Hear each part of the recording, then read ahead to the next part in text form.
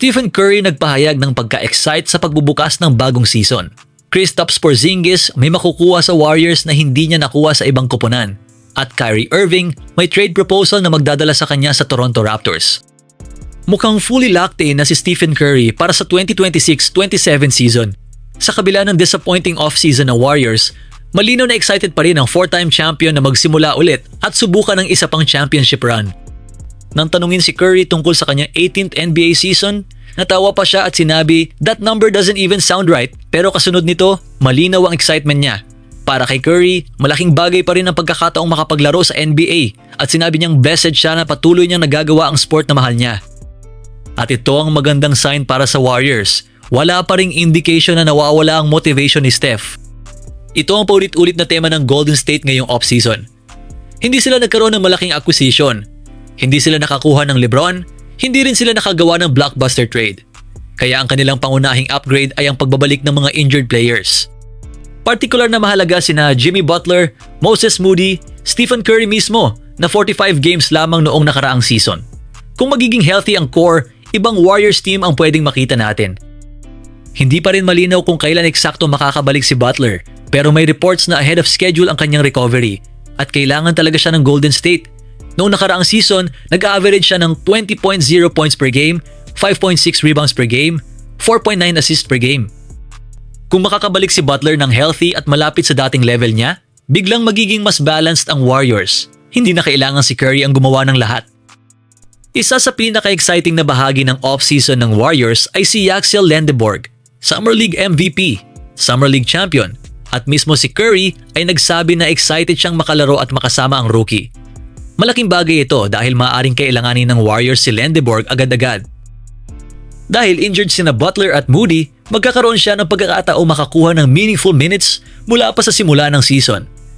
Kung magta-translate ang kanyang Summer League performance sa regular season, pwedeng maging malaking boost iyon sa Warriors. Noong nakaraang season, nag-average si Curry ng 26.5 points, 4.7 assists, 3.5 rebounds sa 45 games. Kaya kahit 18 season na niya, hindi pa rin siya ordinaryong veteran na nasa dulo na lang ng bench. Siya pa rin ang pangunahing offensive engine ng Warriors. Ang problema lamang, sa edad niya, hindi na pwedeng umasa ang Golden State na siya ang sasalo ng buong team sa loob ng 82 games. Kailangan nila siyang protektahan. Ito ang pinaka-importanting takeaway. Sa kabila ng lahat ng trade rumors, gap year discussions, at criticism sa off-season ng Warriors, wala namang indication na mentally checked out si Curry. Sa halip, excited siya. At kung healthy ang roster, may chance silang maging mas competitive kaysa sa inaasahan ng marami. At ngayon, kung may isang player na pwedeng maging X-factor ng Warriors ngayong 2026-27, malaking pangalan si Kristaps Porzingis. Hindi dahil kailangan niyang maging superstar agad, kundi dahil sa pagkawala ni Jimmy Butler sa simula ng season, biglang lumalaki ang offensive responsibility na pwedeng mapunta sa kanya. Ito ang malaking opportunity. Habang sideline si Butler, kailangan ng Warriors ng second scorer sa likod ni Stephen Curry. At si Porzingis ang isa sa mga pinakamalaking candidates. Hindi lang siya spot-up shooter. Kaya niyang mag-post up, mag-shoot ng 3, umatake mula sa mid-range, mag-score sa pick and pop, mag-finish malapit sa basket para sa isang 7 feet 2 inches big man, napakalaking offensive weapon iyon. Kung healthy si Porzingis, 20 points per game ay hindi unreasonable. Actually, maaaring yun ang kailangan ng Warriors. Imagine, Curry, 25 plus PPG Porzingis, 20 plus PPG Butler, 20 plus PPG kapag bumalik. Kung mangyari yon, biglang may 3 legitimate scoring options ang Golden State at hindi pa kasama sina Draymond Green, Brandon Podziemski at Yaxel Lendeborg. Sa 2022-23 season sa Washington, nag-average si Porzingis ng 23.2 PPG, 49.8% FG, 38.5% 3PT. Iyan ang version ng Porzingis na gustong makita ng Warriors. Isang malaking forward center na hindi mo basta pwedeng iwanan sa perimeter. Kapag nilaro siya sa pick and roll kasama si Curry, magiging nightmare iyon para sa opposing defense. Ito ang catch. Napakaganda ng role na pwedeng ibigay sa kanya. Pero kailangan niyang manatili sa court. Noong nakaraang season, 32 regular season games lamang ang kanyang nalaro.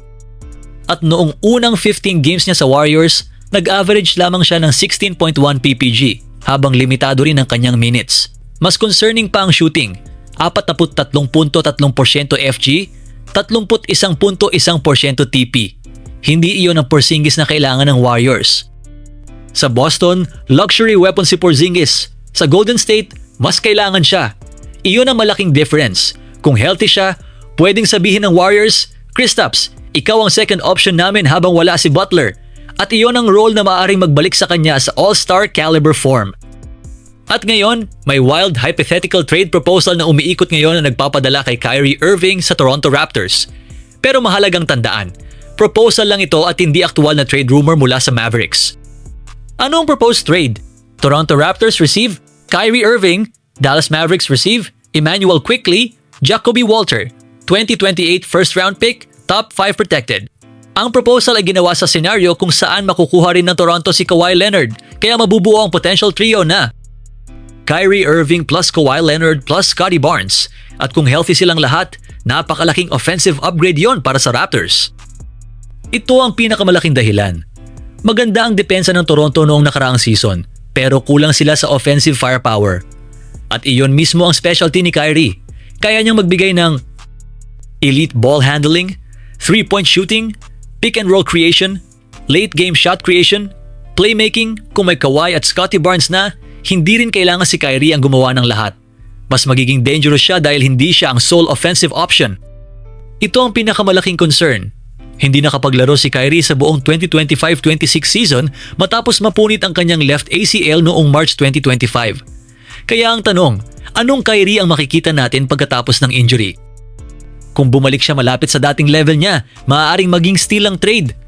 Pero kung bumaba ang explosiveness at efficiency niya, magiging napakamahal ng package na ibibigay ng Toronto.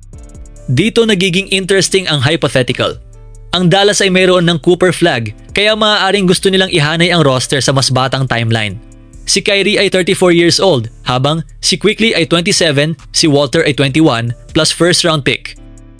Mas aligned yon sa long-term timeline ni Flag. Si Quickley rin ay may playmaking at scoring ability, kaya hindi naman magiging simpleng salary dump ang Dallas. Pero may malaking problema sa proposal. Ayaw ng Dallas na i-trade si Kyrie. Ito ang dahilan kung bakit hindi dapat ituring na imminent trade ang senaryo. Ayon sa report na ibinahagi mo, parehong panig umano Kyrie at Dallas ay hindi naghahanap ng separation. At understandable yon. Hindi pa nga nakita ng Mavericks kung paano maglalaro ng magkasama sina Kyrie Irving plus Cooper Flag. Iyon mismo ang pairing na gusto nilang makita.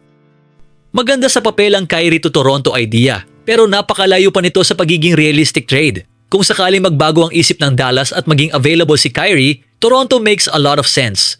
Lalo na kung kasama sa roster sina Kawhi at Scottie Barnes.